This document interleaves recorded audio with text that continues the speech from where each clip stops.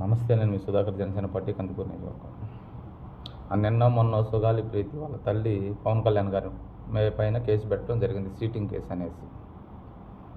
ఆవిడ పెట్టాల్సిన కేసు ఎవరి మీద? ఏ ప్రభుత్వంలో అయితే ఆమెకు అన్యాయం జరిగిందో, ఆ బిడ్డకి అన్యాయం జరిగిందో అప్పుడున్న ప్రభుత్వం మీద కదా పెట్టాలి కేసు. ఆ తర్వాత వచ్చిన ప్రభుత్వం మీద కదా పెట్టాలి కేసు. దొంగ జీవోలు ఇచ్చాడు జగన్మోహన్ రెడ్డి అని మీ నోటితోనే కదా చెప్పారు మీరు. మరి ఆయన మీద కదా పెట్టాలి కేసు.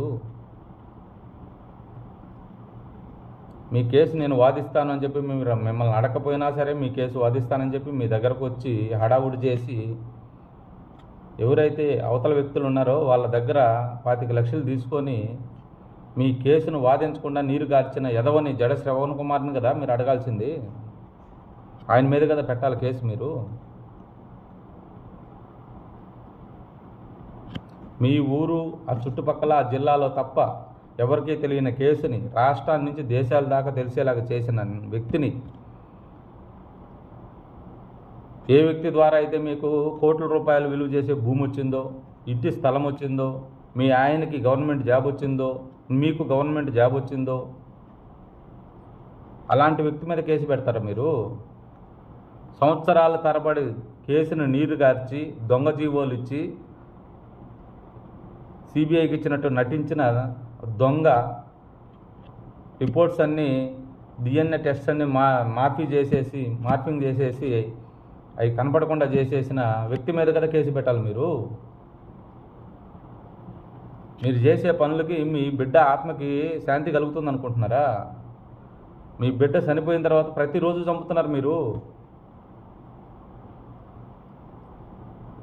మీకు వీళ్ళందరితో ఇప్పుడు పవన్ కళ్యాణ్ గారు సీటింగ్ చేశారని మీరు అనుకోండి. వీళ్ళందరి మీద నమ్మకం లేనప్పుడు నేరుగా ఢిల్లీకి వెళ్ళండి, సుప్రీంకోర్టుకి వెళ్ళండి. ఒకరి మీద పడి ఆడవటం దేనికి మీరు? నిన్న కాక మొన్న మళ్ళీ జగన్మోహన్ రెడ్డిని కలిశారు కదా. ఆయన ఏదో న్యాయం చేస్తానన్నాడు కదా. పవన్ కళ్యాణ్ నన్ను మోసం చేశాడు, జగన్మోహన్ రెడ్డి గారు నాకు న్యాయం చేస్తా అన్నాడు అధికారంలోకి వస్తే. ఇప్పుడు కాదు, అధికారంలోకి వస్తే. గతంలో అధికారంలో ఉన్నప్పుడు ఏం చేశాడు మీకు న్యాయం? ఆయన మీద కదా పెట్టాలి కేసు మీరు. చనిపోయిన బిడ్డ మీద వ్యాపారం చేస్తున్నారు మీరు, డబ్బులు కాసిపడి. మీరు ఇదంతా డబ్బులకు చేస్తున్నారు అనిపిస్తూ ఉంది. సరే, క్షమించాలి నన్ను. చూస్తుంటే మీ ప్రవర్తన చూస్తే అలాగే ఉంది.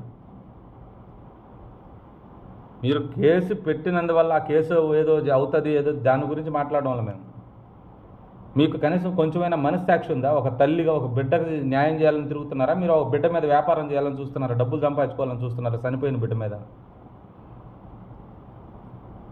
ఆ బిడ్డ ఆత్మ ఘోషిస్తుందండి. ఎందుకు పుట్టానా ఇలాంటి తల్లి కడుపునని చెప్పి ఆత్మ ఘోషిస్తూ ఉంటుంది ఆ బిడ్డ పైన. సిగ్గుండాలండి కొంచెమైనా.